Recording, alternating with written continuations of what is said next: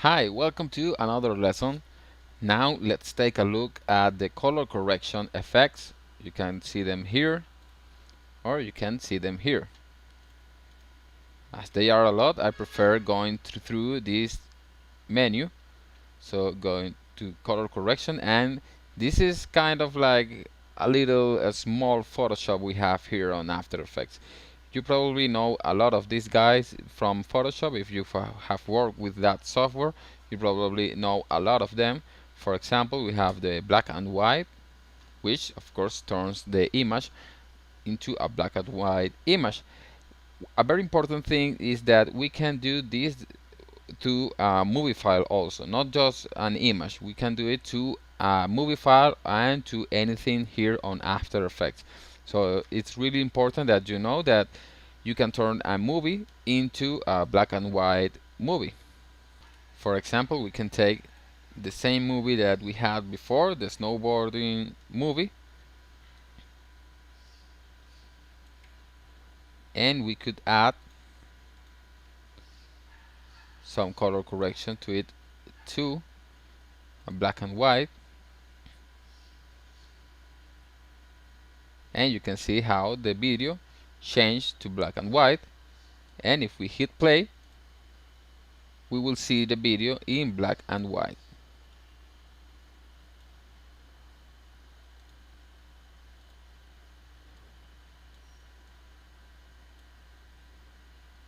So that's pretty cool. Right now I'm going to use it only on an image so that I can show you better how the effect works. So that's it for black and white. You have many options as well. You can turn more white on the reds or more black into the red channels, and we have a lot of more effects here. We have the brightness and contrast, which is very useful if we want to add, for example, a little more contrast into this image. If we set the contrast higher, you will see that the black tones are getting harder. And if we add some brightness, well, the image will be, of course, brighter. And all of this you can animate. You can create a stopwatch here and one here where you lower the brightness, and this will be animated. Anything that has a stopwatch can be animated.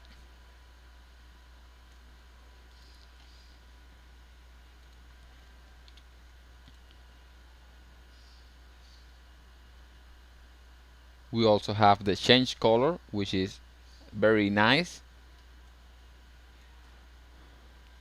For example, if I want to change this green color on this girl's bikini, I can take the color to change, take the eyedrop and select this green,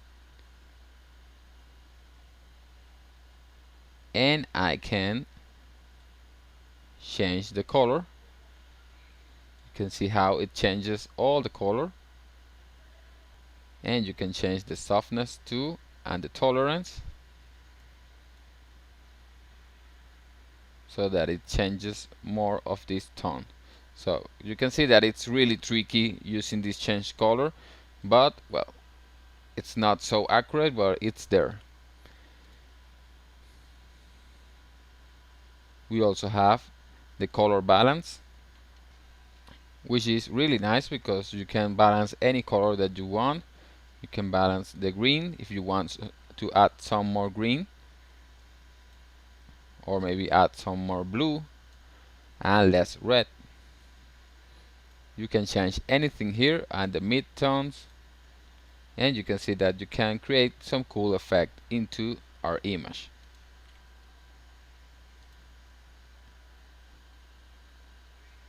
We also have the curves. If you have used Photoshop before, you probably know how to work with this effect. It's just a matter of playing with this line to change the tones, to add some more black tones or lighter tones. like this. We also have, as you can see, we have a lot of effects. I'm not going to show you all of them because some of them aren't so useful as the other ones. Hue saturation is a big deal because this is one of the most used effects for me. You can change the saturation on an image or increase it. You can even colorize. So it's a pretty cool effect that we have here. On Photoshop I use this a lot.